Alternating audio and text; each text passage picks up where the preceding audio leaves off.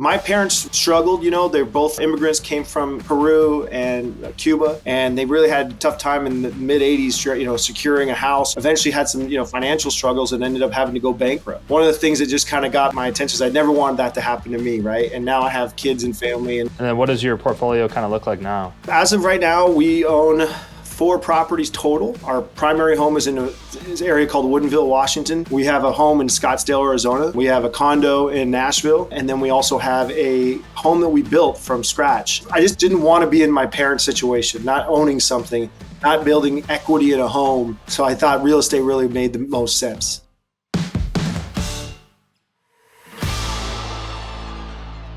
Welcome back, everyone, to the podcast. Today, we're doing Client Success Spotlight with Eddie. Eddie and I have got to know each other over the last few months, and we found a loophole in his tax planning.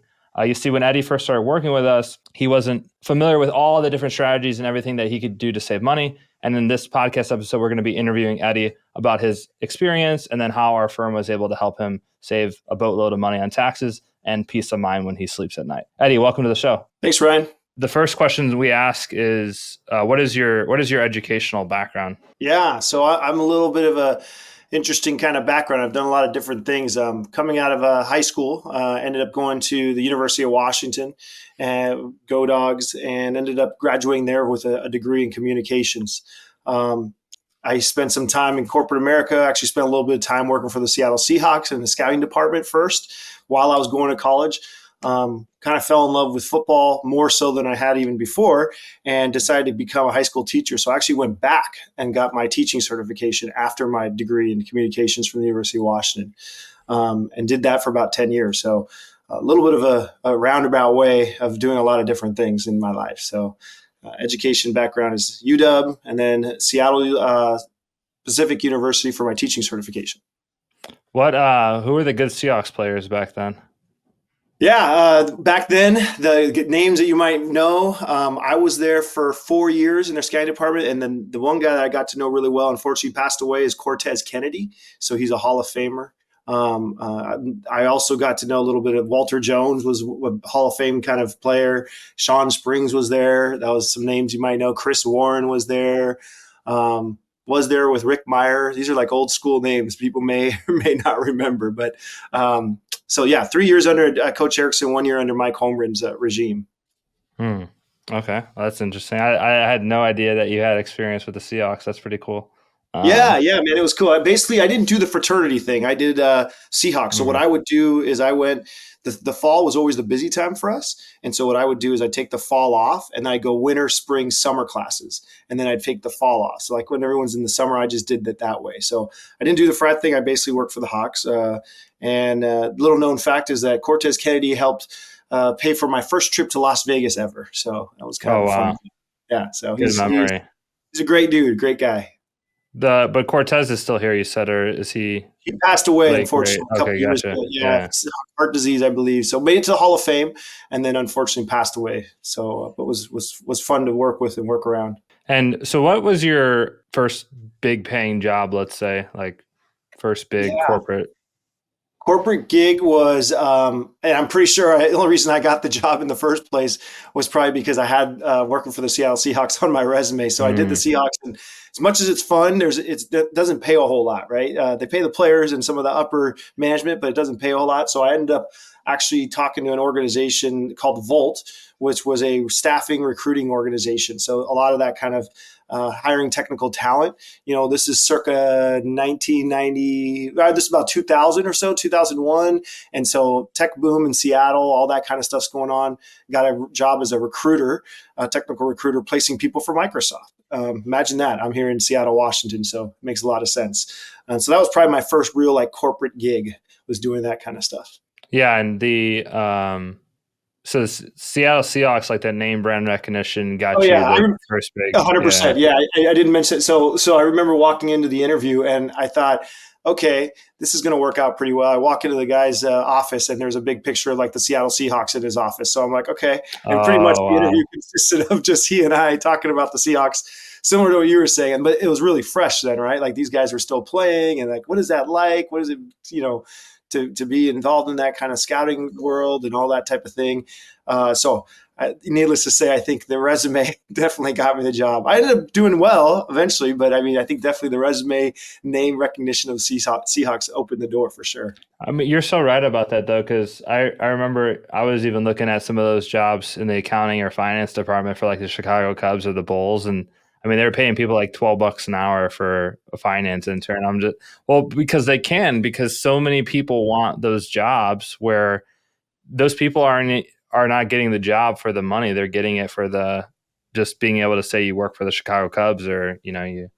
I'll never forget. So I was there. I think I said 96 to 2000, and one guy had been there for 10 years, and he was kind of the Mm, senior guy in the scouting department, and he was just making like $45,000 a year at that point, and he had already been there for 10 years. So now on the flip side, the current president of the Seattle Seahawks is a guy that started in the ticketing office just selling tickets. Right, so you can make it, but those are few and far between. But Chuck Arnold's the president of the Seattle Seahawks now, and he literally started off as like a sales guy in the ticket office. But you got folks that just want to be around football. They might have families that have lots of money, right? And it allows them to do that kind of flexibility. Like we literally had some guys that we worked with in different areas that were like trust fund babies, right? And they just like, well, I want to go work for the Hawks, and they didn't have to pay them, so it worked out for them. That wasn't my mm. life, unfortunately. What originally got you interested in real estate? Was there like a defining moment? Yeah, it's funny. I was kind of reflecting a little bit about that, and my parents struggled. They're both immigrants, came from Peru and Cuba, and they really had a tough time in the mid '80s. Securing a house and all that kind of stuff. And they eventually did, like in the mid '80s, and they owned a house, but eventually had some financial struggles and ended up having to go bankrupt, right? And so one of the things that just kind of got my attention is I never wanted that to happen to me, right? And now I have kids Mm, and family, and so my wife and I, when we first met, she owned her house, and we were just having conversations about real estate. And funny is we didn't call it back then, but we basically house hacked. We got together, we got married. She had a little house that she basically decided to buy because her and her girlfriends were renting houses out, and they're like, well, wait, why don't I just buy something and then you guys rent it for me? And obviously house hacking, right? So we just kind of did that, and then we decided to figure out what the equity in that property looked like, and we started realizing there was some there, and we wanted a bigger home, kids, and all that stuff. We left that house as a long-term rental, and then we moved into a house with the equity into the next one, and kind of, I don't know, leapfrogged is the way I kind of describe it. So I just didn't want to be in my parents' situation, not owning mm, something, not building equity in a home, that worry of where that house might be next, or having to worry about like future income. So I thought real estate really made the most sense. uh, and then we kind of stumbled into it, to be quite honest with you. It wasn't like this like burning. I didn't read Rich Dad Poor Dad 10 years ago. It's just like this just made sense. And then the evolution from long-term rental turned into short-term rentals, again kind of stumbling into that. yeah, and it's interesting. I started reading about like family patterns, and a lot of people use like their parents or their parents' parents almost sometimes like as an excuse to allow them to do something. It's like my dad was an alcoholic, so that's the reason why I'm an Yeah, alcoholic, or whoever yeah. whoever in my family. But it sounds like you almost took from the lessons that you learned from your parents, and you vowed like I never want this to ever to happen to me ever Totally. It again, right? keeps me up at night all the time, even still. I mean, we have Mm, a pretty interesting portfolio and probably are doing pretty well in a lot of ways, right? But I'm always worried about it. It's that scare tactic, like always worried about like, will my kids, worried about their financial futures, myself, my wife's. I'm always thinking about like, how do I make sure we don't stumble, and it's like, it's like a good salesman's always worried about their job, right? They're always like, mm, what's the next deal? And so I'm kind of that same mentality. um, just never want to put any kind of burden on my kids and mm. wife. What? So you started out basically we'll call it house hacking now, but back then it wasn't called that. Yeah. And then what does your portfolio kind of look like now? Yeah, so as of right now, we own four properties total. Our primary home is in an area called Woodinville, Washington, known for Chateau Saint Michel Winery. So if you're a fan of that wine, that's where we're right next door. We have a home in Scottsdale, Arizona. That's a short-term rental. We have a condo in Nashville.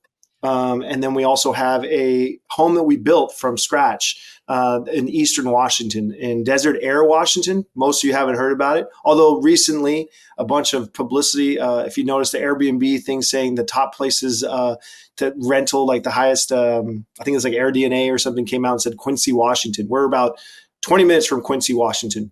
And the only reason Mm. that is even important is because there's an awesome outdoor amphitheater called the Gorge Amphitheater that draws a lot of concerts in. So we use that house in the summertime to rent out to the concert goers. So folks that want to see Dave Matthews or Watershed, which is a big country music festival, they'll come and rent our place out there.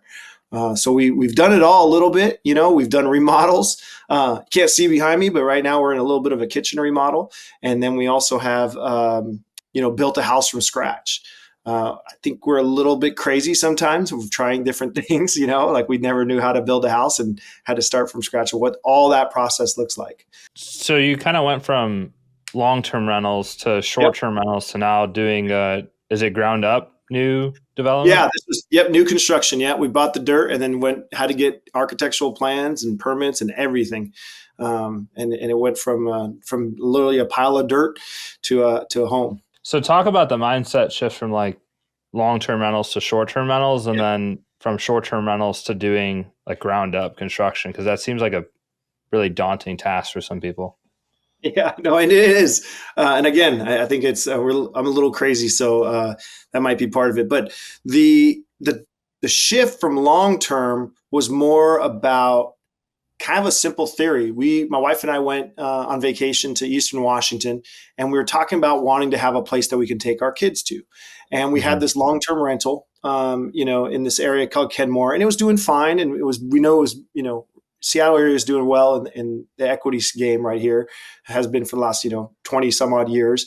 And we were like, well, we have this house that's 20 minutes away, but we don't really get to enjoy the equity or anything from it. Why don't we sell that and actually buy a short-term rental, because we're starting to, and actually I wouldn't even say that it wasn't even a short-term rental, it was actually just a vacation home for us to go to.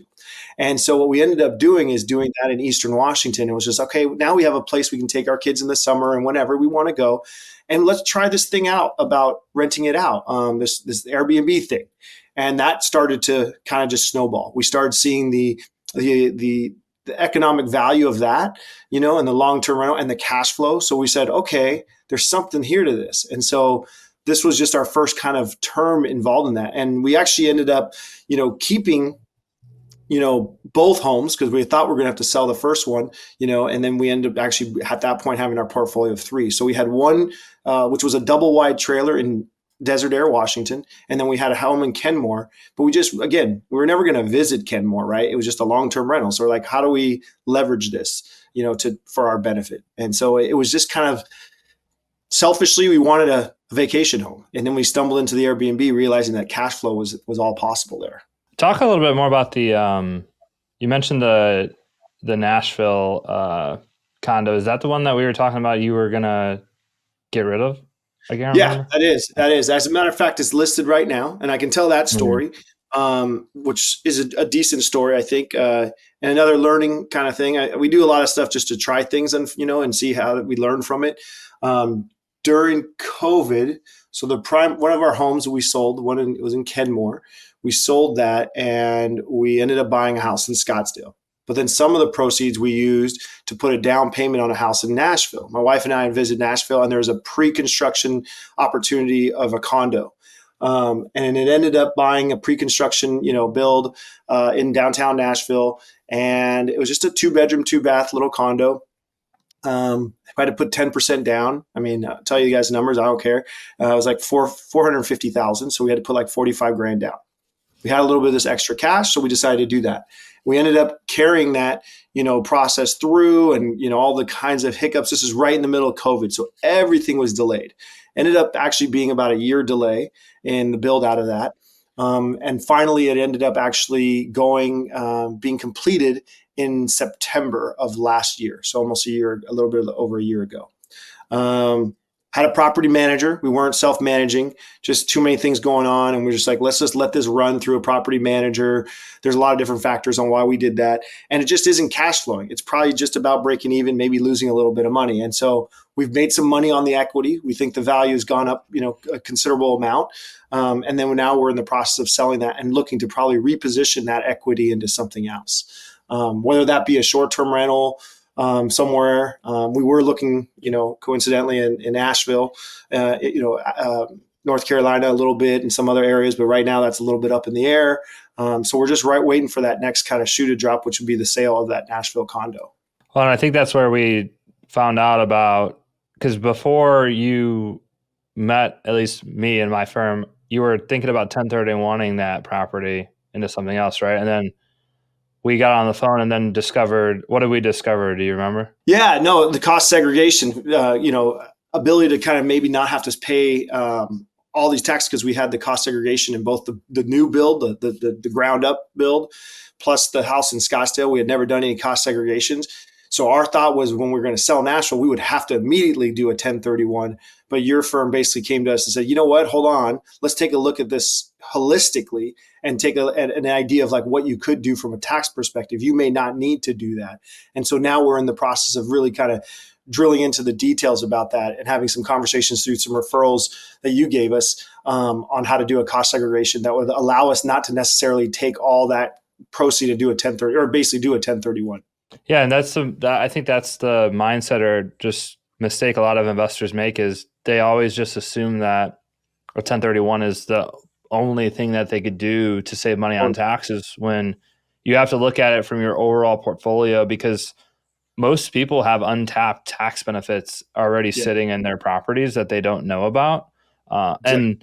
And I think where the market was going, at least where interest rates were predicted to go from the start of this year till now, like everybody was predicting that they'd go down. Well, in a down rate environment, that's the worst time to ever be in a 1031 exchange, because you only have a finite amount of days and time to buy a new property. With rates going down, every 1% that the interest rate goes down, another 4 million people can afford to buy a home. So the worst thing you could ever be is a 1031 buyer in a declining interest rate environment, because the competition is just going to be so fierce, and you're probably going to end up not even successfully doing the 1031 exchange.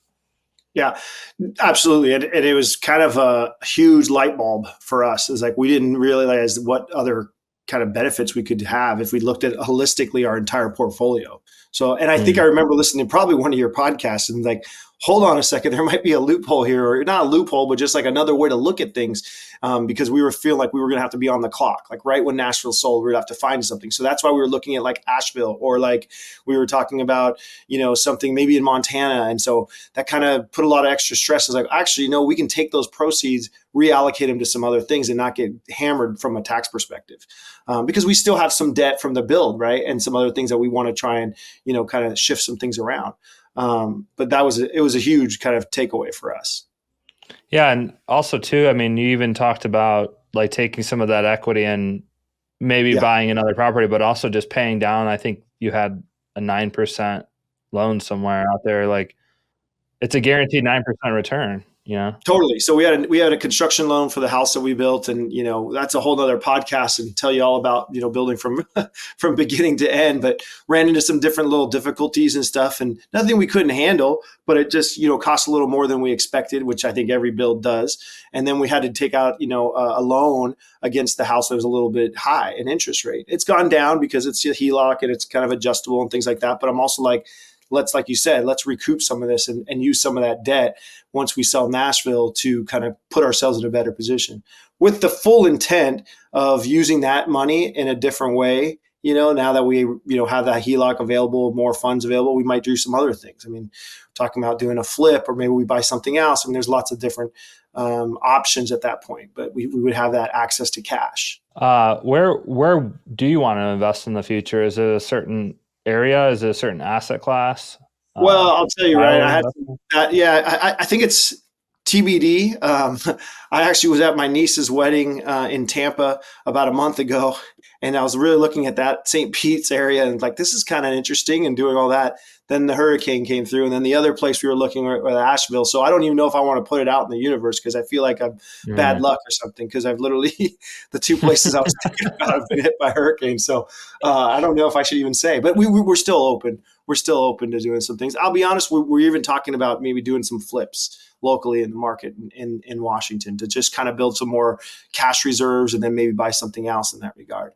Um, my goal is a little bit of like the 550, 250. So there's a Bill Faith plug in there. Like I like that idea of like, getting 5 homes at 50 net and then being at 250, net proceeds. So that's kind of the goal we're trying to get to. My wife and I Mhm. both have W-2 jobs, so it's not, we're trying to do it in concert with a lot of that stuff. But right now we're just researching some things. Once I get Nashville kind of figured out, then I'll have a little bit more time and energy to be able to look and see what we want to do next. This is a question that I ask a lot of clients.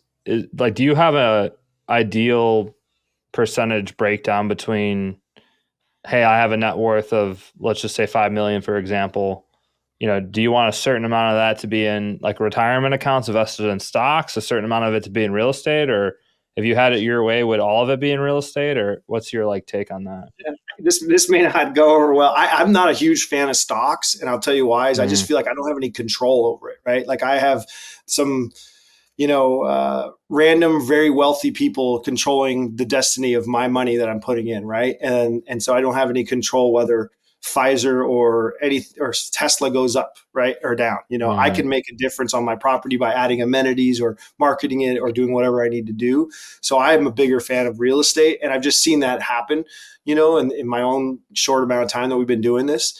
So I typically am a fan. My wife's a little bit more conservative, so I think we do obviously do a 401k and all that kind of stuff. But if it was completely up to me, I might be doing some things a little differently, whereas all in on real estate. But I'm definitely more risk and, tolerant, right? So as you can kind of, you know, take away from this conversation, we've tried a lot of different things.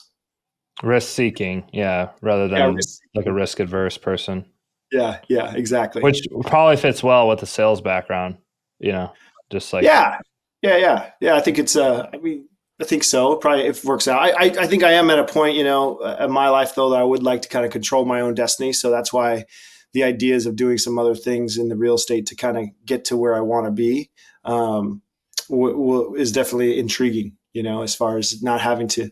I always say I don't want to have to go to meetings I don't want to have to go to. Right. mm. So controlling my own destiny is kind of the goal, and also for my wife down the road. Another question: would you consider the person in your family that will change your family tree? What does that give me? Maybe what does that mean? Tell me a little bit more what you mean by that. So I always say that my only goal in life is anybody with my last name will never have to worry about it. And also too, like, when you pass away, they don't take a screenshot of your bank balance and put it on your Oh, tombstone, right? Maya Angelou said, people will forget the things you said, they'll forget the things that you did, but they'll never forget the way that you made them feel. yeah, And so my lasting impact, at least when it comes to net worth or money, is I just have that rule. It's like nobody with my last name will ever have to worry about it because I'm the person in my family that I believe is going to change my family tree. yeah, And changing the family tree to me doesn't mean just passing money down to people who don't understand it. Like we have to be the ones that educate our kids and our family members on how to use money as a tool because that's what it really is. It's a tool, a resource, if you will. But if you don't have the knowledge up here to keep it and make it grow, it'll end up at zero again. yeah. Actually, now you put it that way, yes, absolutely. I mean, I've already talked to my 10, 12-year olds kids. I have when he was about 10, I guess my son was started talking about like, what do you want to do? And he's like, I kind of think real estate's kind of cool. He's like, wait, so you buy stuff and then people pay for it and then you just get to make the money off of it? And he was like 10. And I was like, he was already getting it. And so, yeah, absolutely. Will I be able to leave him a legacy of cash? I don't know, maybe some homes and things like that. But yeah, I definitely want to have that. But I also want him, the number one thing that you said was educating him. Like I didn't have that. My parents weren't aware of how this works, right? And how the real estate game works. And think we could have done so many different things as a family if we would have known that this was something that could be done. Like my dad was a pretty good handyman and like did a lot of different things around the house and put in tile at his house, but we just did it for our own accord, right? And so we could have leveraged that in so many different ways if we would have had that knowledge to understand how it all works and how do you make your money make money, right? I sold a consulting firm, and the first thing I did, an IT consulting firm, I tried to put that money back into an asset that would allow me to recover the cash from it over time, right? And so like Mm. I didn't need that cash. I wanted to try and like build. And a lot of the things I was talking about, like, building the houses or having a long-term rental or doing short-term rentals or buying a condo, all that is, I don't know if I'll reap the benefits right away. I might stumble and stub my toe a couple times, but now I'd like to pass that knowledge on to my family and my kids, right? My sister, my sister Laura is actually now really kind of getting involved in the real estate game, and it's really, and they were, fine before, but like they're kind of diving into that space probably because of the things that we did. And so just passing that knowledge on, I'm a big karma fan, right? So whatever I can do to kind of, help people out, and it all comes back to me. And some of the things we're trying and might, like I said, not recuperate amazing returns, but we're learning too, right? Like there's a lot to be said for trying these things. Like, what do I want to try again? What am I not willing to try again? And so I definitely want to pass that on to my kids and my family. Karma is interesting because normally their karma is seen as like a negative connotation.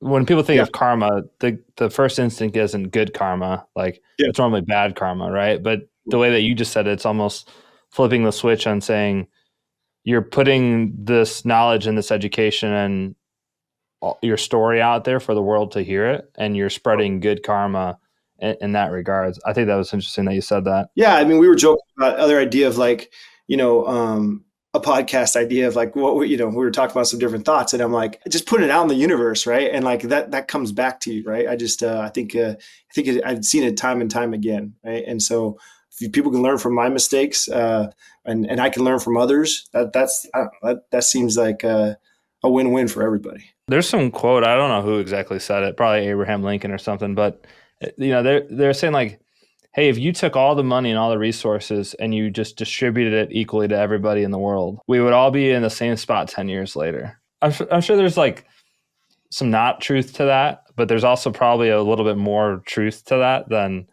what it seems, because like it's not a lack of money. It's more of like a lack of knowledge and mindset Yeah. to go and do that. Like I still talk to people who have 6-figure corporate jobs in Chicago or the suburbs, and their questions like, how do I just not even buy my first rental house, but like, how do I buy a house? I do that probably obnoxiously to a lot of our friends. I'm like, this is what we're trying. Here's what we're going to do. And you can do it too. Like, I'm always like, I'm an idiot. Like I'm not, I'm not a bright guy, but I figured it out, And so, and also I think the other thing that's important is for all of us to realize, like, what are we good at and what are we not good at, right? Like, I know I'm not going to ever know how to really do all my taxes from a strategic standpoint. So why don't hire the resident expert in that space, right? Or whether it's, a plumber or other things, or I'm not going to be the greatest tile guy or whatever, but, just hire the right people and kind of connect the dots for them one way or the other. And it all kind of comes back to you. So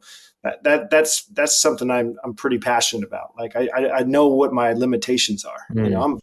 I'm old, man. This is gray, right? So like it's 48 years and trying to figure it out. Like there's certain things that just probably make sense to outsource per se. Yeah, you can know what you don't know, which is a talent in itself, because then you know to delegate or outsource that task. But not knowing what you don't know is super risky, because that's a blind spot. Like not even your blind spot. That's the car coming from the other side of the median onto you and hitting you, right? Like that's not even, you never even would have predicted that to happen. Yeah. So you're a Tax Strategy 365 client. Do you remember how you first heard about us? Was it through Laura, you said? No, I think I had heard about you probably been listening to a lot of Bill Faced podcasts, and I went to the short term rental wealth conference, the first one, the inaugural one in Nashville. Oh yeah.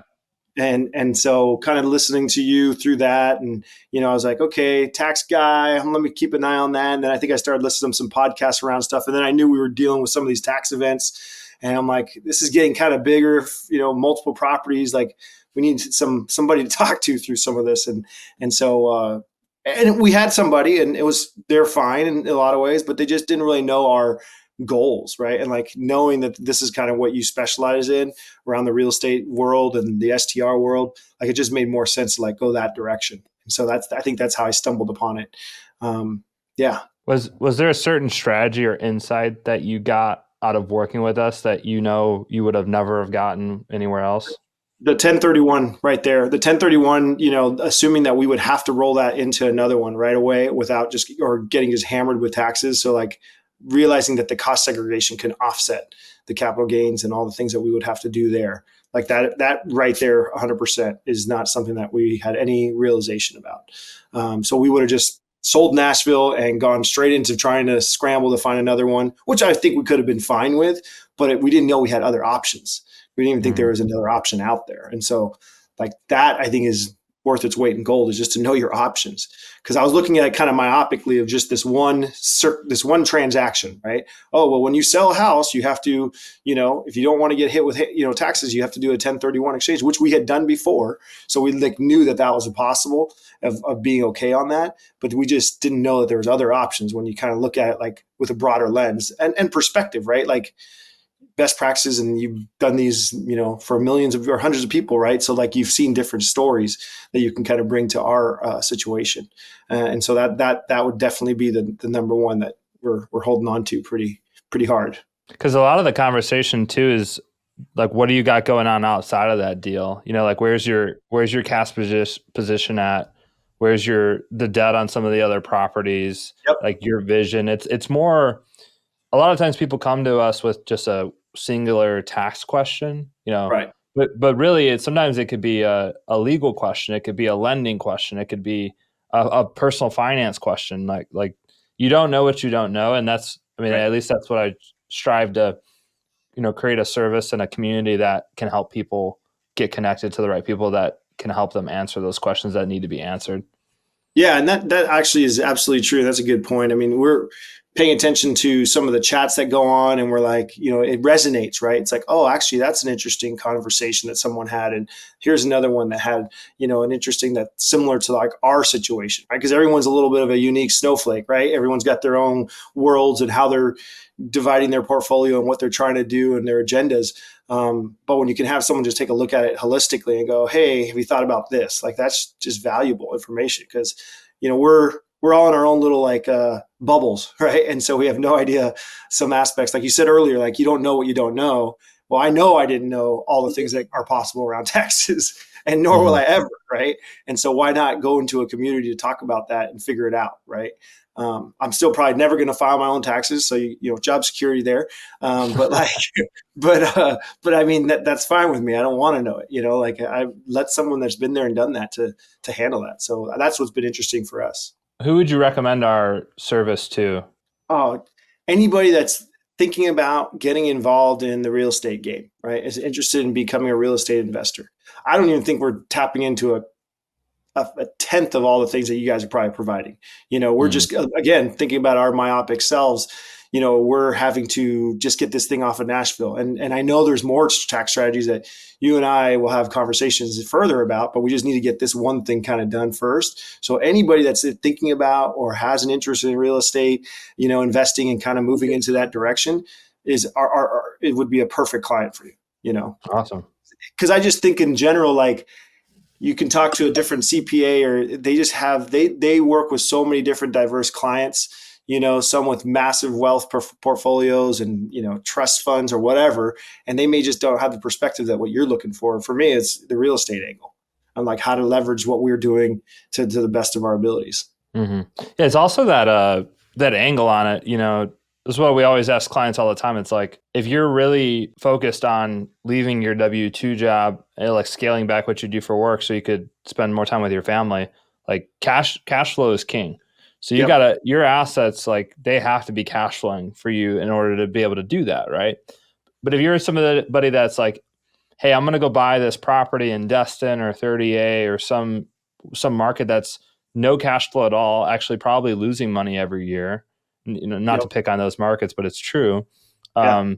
But that you'll make out on the back end because depreciation in Destin's 8% every year, Right. right? It's like the doctor making $500,000 in New Jersey or New York, like they can afford to buy that $1 million place in dust and lose money on it every year, knowing that they'll make out on it when they sell, assuming they hold on to it for a long enough time. But the person in their family that wants to like accelerate how quickly they leave their W-2, like they can't afford that buy that property. They got to buy something more rural in a market that actually cash flows that Yeah. can help replace their income a lot quicker. And that's a good point, is like that is our goal, is to leave our W-2s, right? Like that is absolutely our goal, is to do that, and to accelerate that as much as possible.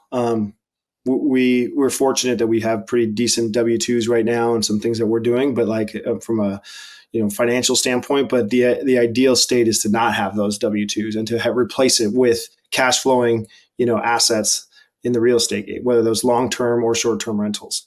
That's absolutely the goal. And I couldn't figure out anyone else out there that could actually give me a little bit more advice that's like guided and can like tell me the truth, right? I used to coach high school football for a long time, and they used to like say Pete Carroll was like, "Tell the truth Monday," right after a Sunday's game. And so, tell the truth. I need Ryan and team to like tell me the truth. Like, what would you guys do here? Like, what gets me to that goal? And I think we always had our own ideas, but I'm like, just like the thing with the 1031, right? We didn't know about that, right? And so, just getting someone's advice, and I think it's pretty instrumental, because you've been there, done that, or your clients have been there, done that. You just seen it a lot. Tell the truth Monday. I like that. I use the Monday morning quarterbacking analogy a lot, actually, for this, because I like football.